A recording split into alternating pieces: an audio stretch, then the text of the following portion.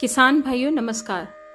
जैसा कि हमने अपने पहले वीडियो में कहा था कि सोयाबीन की फसल की देखभाल का 1 महीना बीत जाने के बाद में हम आपके लिए जवाहर किसान यूट्यूब चैनल पर अगली अनुशंसाएं लेकर प्रस्तुत होंगे। तो आज का वीडियो सोयाबीन की फसल में कीटों से बचाव करने के तरीकों पर ही आधारित है। किसान भाइयों, हम सभी जानते हैं कि जब एक फसल को हम लगातार कई वर्षों तक लगाते हैं तो उसमें न केवल कीट बल्कि रोगों के आक्रमण की भी संभावना बढ़ जाती है। यही वजह है कि वैज्ञानिक लगातार ऐसी किस्मों के विकास में लगे रहते हैं जो कि इन कीटों और रोगों के प्रति कुछ सहनशीलता के गुण अभिव्यक्त कर सकें। इसके अलावा हमें यह भी ध्यान में रखना चाहिए कि केवल रासायनिक नियंत्रण ही कीट नियंत्रण का अंतिम विकल्प नहीं है, बल्कि बोनी के पहले और कटाई के बाद भी हमें ऐसे प्रयास करने पड़ते हैं ताकि हमारी प्रिय फसल में कीटों का अधिक आक्रमण ना हो पाए, क्योंकि इससे हमारी लागत लगातार बढ़ती जाती है। किसान भाइयों, सबसे पहले हम सोयाबीन के महत्वपूर्ण कीटों के बारे में बात करेंगे। पहला महत्वपूर्ण कीट है सफ़ेद सुंडी, जिसको हम व्हाइट ग्रब के नाम से भी जानते हैं। जब खेत में नमी अधिक होती है तब ऐसी स्थिति में सफ़ेद सुंडी या व्हाइट ग्रब सोयाबीन की कतारों में भूमि के अंदर जड़ों को नुकसान पहुंचाता है, जिसके फलस्वरूप पौधे मरने लगते हैं। इस कीट का रासायनिक नियंत्रण हम आपको बाद में बताएंगे। सबसे पहले हम इसके प्राथमिक नियंत्रण की बात करते हैं। जैसे ही आपको इसके हल्के लक्षण दिखें, खेत में फौरन फेरोमोन ट्रैप लगाएं और इनके वयस्कों को एकत्रित करके नष्ट करें। सोयाबीन की बोनी के पूर्व बीज को इमिडाक्लोप्रिड 48 FS की 1.25 मिलीमीटर मात्रा से प्रति किलोग्राम बीज को उपचारित करने से भी लाभ होता है। इस बीज उपचार के कारण लगभग 25 दिन तक फसल पर कीड़ों का आक्रमण नहीं होता है। जब सोयाबीन की फसल 25 से 30 दिन की हो जाए तो फिप्रोनिल की 0.6% दानेदार दवा 4 किलोग्राम मात्रा प्रति एकड़ की दर से सोयाबीन की कतारों के बीच में डालकर मिट्टी में अच्छी तरह से मिला देना चाहिए। ध्यान रखें कि इस समय खेत में नमी होना बहुत आवश्यक है। किसान भाइयों, सोयाबीन का दूसरा कीट है तंबाकू की इल्ली, या जिसको हम स्पोडोप्टेरा के नाम से भी जानते हैं। यह कीट इसलिए बहुत खास है कि यह आमतौर पर प्रयोग किए जाने वाले कीटनाशकों के लिए बहुत जल्दी प्रतिरोधकता विकसित कर लेता है। इसलिए किसानों को सलाह दी जाती है कि अनुशंसित बीज दर का प्रयोग करें। अपने खेत पर 4 से 5 जगह पर तंबाकू की इल्लियों को आकर्षित करने वाले विशेष फेरोमोन ट्रैप लगाएं। जब फेरोमोन ट्रैप में सेप्टा या कैप्सूल लगाएं, उस समय अपने हाथों में स्वच्छ कपड़े पहने। पक्षियों द्वारा इल्लियों को खाने की सुविधा देने हेतु खेत में 15 से 20 जगह पर पक्षियों के बैठने के लिए टी आकार की खूंटियां लगाएं, या खूंटियां वाई आकार की भी हो सकती हैं। अपने खेत की सतत निगरानी करते रहें और इल्लियों की शुरुआती अवस्था में ही पौधे या पत्तियों पर इल्लियों के झुंड देखते ही उन्हें तोड़कर नष्ट करें। पिछले साल जो कीटनाशक आपने प्रयोग किया था, उस कीटनाशी का प्रयोग इस साल ना करें। इल्लियों की शुरुआती अवस्था में बेसिलस थूरिजिएंसिस या ब्यूवेरिया बेसियाना की 400 मिलीलीटर मात्रा प्रति एकड़ की दर से छिड़काव करें। इसके जैविक नियंत्रण हेतु SL-NPAV की 100 LE प्रति एकड़ की दर से छिड़काव करें। इसी दवा का प्रयोग हम चने की इल्ली के जैविक नियंत्रण हेतु भी करते हैं। आवश्यकता पड़ने पर फसल के बचाव हेतु रासायनिक नियंत्रण करें।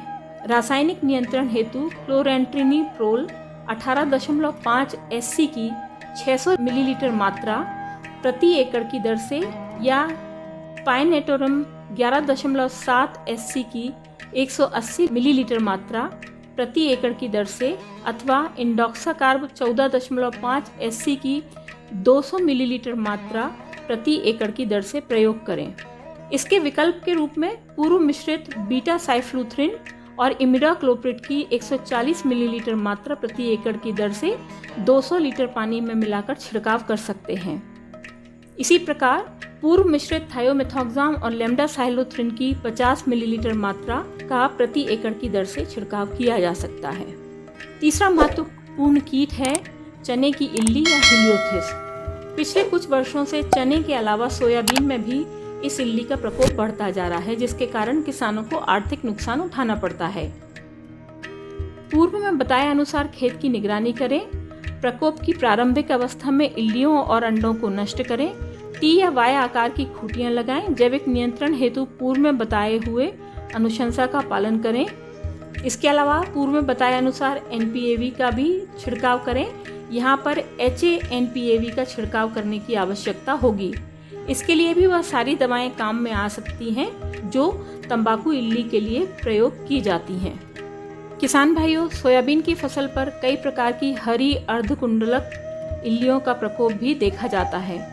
प्रारंभिक अवस्था में छोटी इल्लियां छेद बनाकर पौधे की पत्तियों को पूर्णतः जालीदार कर देती हैं। अधिक प्रकोप होने की स्थिति में इल्लियों से फूल और फलियां भी प्रभावित होती हैं और कई बार अफलन जैसी स्थिति भी देखने को मिलती है। जब कम वर्षा के साथ साथ अधिक नमी और अधिक तापमान वाला मौसम हो तब यह कीट ज़्यादा नुकसान करता है। इससे बचाव के लिए खेत में पौधों की संख्या उचित रखनी चाहिए। इसके लिए उचित बीज दर का प्रयोग करें, अधिक बीज दर का प्रयोग ना करें। नत्रजन उर्वरकों के अधिक उपयोग से बचें क्योंकि अधिक मात्रा में नत्रजन युक्त उर्वरकों के प्रयोग से कीटों का प्रकोप बढ़ता है। पूर्व में बताए अनुसार खेत की निगरानी करें। प्रकोप की प्रारंभिक अवस्था में इल्लियों और अंडों को नष्ट करें। टी या वाई आकार की खूंटियां लगाएं। जैविक नियंत्रण हेतु पूर्व में बताए हुए अनुशंसा का पालन करें और इसके लिए भी पूर्व में ही बताई हुई किसी एक दवाई का प्रयोग करें। किसान भाइयों, सोयाबीन की फसल का सबसे ज़्यादा महत्वपूर्ण कीट है गर्डल बीटल या चक्रिक भृंग। यह कीट सोयाबीन की फसल के 25 दिन की अवस्था के पश्चात अपने लक्षण दिखाता है। मुख्यतः यह तने में छिद्र करके प्रवेश करने वाला कीट है और इसका जीवन चक्र बहुत जटिल होता है। फसल में इस कीट के प्रकोप की शुरुआत साफ ना किए हुए बीज के उपयोग से प्रारंभ हो जाती है। अगर आपके बीज में पूर्व में उगाई हुई फसल के तने के अवशेष हैं तो बहुत अधिक आशंका है कि उस बीज में चक्रिक भृंग का प्रकोप होगा जो खेत में पहुंचकर फसल को प्रकोपित करेगा। अनुकूल परिस्थिति होने पर प्रकोपित तने के अंदर से यह कीट निकलकर जल्दी ही फसल पर अपना प्रकोप दिखाता है। इसके प्रकोप की सबसे आसान पहचान है पत्तियों का सूख कर लटकना, जो कि अंडा देने के लिए मादा द्वारा बनाए गए छेद के कारण होता है। इसके प्रबंधन हेतु कृषक भाइयों को चाहिए कि साफ एवं अनुशंसित बीज दर का प्रयोग करें और उपयुक्त पौध संख्या रखें, अन्यथा गर्डल बीटल का प्रकोप अधिक होता है। सोयाबीन के खेत के चारों तरफ ढेंचा नामक हरी फसल लगाने से गर्डल बीटल का प्रकोप में कमी आती है। अपने खेत में इस कीट का प्रकोप देखते ही पत्तियों को तोड़कर नष्ट कर दें या जला दें। अगर प्रकोप जारी रहता है तो थायोक्लोप्रिड 21.7 SC की 300 मिलीलीटर मात्रा प्रति एकड़ या प्रोपेनोफॉस 50 EC की 500 मिलीलीटर मात्रा प्रति एकड़ अथवा पूर्व मिश्रित बीटा साइफ्लूथ्रिन और इमिडाक्लोप्रिड की 140 मिलीलीटर मात्रा प्रति एकड़ या पूर्व मिश्रित थायोमेथोक्साम और लेम्डासाइलोथ्रिन की 50 मिलीलीटर मात्रा प्रति एकड़ की दर से 200 लीटर पानी में मिलाकर छिड़काव करें। किसान भाइयों, यहाँ पर यह बताना उचित होगा कि प्रत्येक कीट के लिए आपको अलग से दवा छिड़कने की आवश्यकता नहीं है। 25 से 30 दिन की फसल होने पर आप पहले 4 कीटों के लिए अनुशंसित कीटनाशकों में से किसी भी एक का प्रयोग करके ज़्यादातर कीटों के प्रकोप की स्थिति को कम कर सकते हैं। लेकिन इन रसायनों के अतिरिक्त भी कीट प्रबंधन के लिए एकीकृत तकनीकी अपनाए जाने की आवश्यकता होती है। जैसा कि हम पहले कीट प्रबंधन के कई वीडियो में आपको बता चुके हैं कि ग्रीष्मकालीन गहरी जुताई एक ऐसा तरीका है जिसके कारण भूमि में छिपे कीटों की विभिन्न अवस्थाएं, बीमारियों के जीवाणु और खरपतवारों के बीज नष्ट हो जाते हैं। बोनी का समय उपयुक्त रखने से भी कई प्रकार के कीटों से बचाव हो सकता है। बहुत अधिक बीज दर ना रखें, अन्यथा चक्रिक भृंग और विभिन्न प्रकार की इल्लियों का प्रकोप बढ़ेगा। साथ ही साथ पौधे की बढ़वार अधिक होने से फलन कम हो सकता है अथवा फसल गिर सकती है। इसीलिए सही बीज दर के साथ में कतारों में बोनी करें। उचित कीटरोधी किस्मों का चयन करना चाहिए। यदि कोई नई किस्म अधिक उपज देती है परंतु कीटों के लिए सहनशील नहीं है तो ऐसे में उचित कीट प्रतिरोधी सहनशील किस्म की खेती करना आर्थिक एवं पर्यावरण की दृष्टि से लाभकारी होता है। हमेशा नत्रजन युक्त उर्वरकों का संतुलित प्रयोग करें, अन्यथा चक्रिक भृंग और पत्ती खाने वाले कीटों का प्रकोप बढ़ जाता है। पोटाश की खाद का संतुलित मात्रा में उपयोग करने से फसल में कीटों के प्रति प्रतिरोधक क्षमता उत्पन्न होती है। इसलिए पोटाश युक्त उर्वरकों का प्रयोग अवश्य करें। प्रारंभिक अवस्था में इन इल्लियों द्वारा ग्रसित पौधों को आसानी से पहचाना जा सकता है। ऐसे पौधों को खेत से बाहर निकालकर नष्ट करने से इनका फैलाव कम किया जा सकता है। इसी प्रकार चक्रक भृंग द्वारा ग्रसित सूखी पत्तियों की पहचान कर 35 से 45 दिन की फसल में नष्ट किया जा सकता है। इसलिए नियमित रूप से फसल का निरीक्षण करें और निरीक्षण करते समय अपने पैरों में गमबूट या ऊंचे रबर के जूते पहनें, क्योंकि इन खेतों में सांपों की संख्या बहुत अधिक पाई जाती है।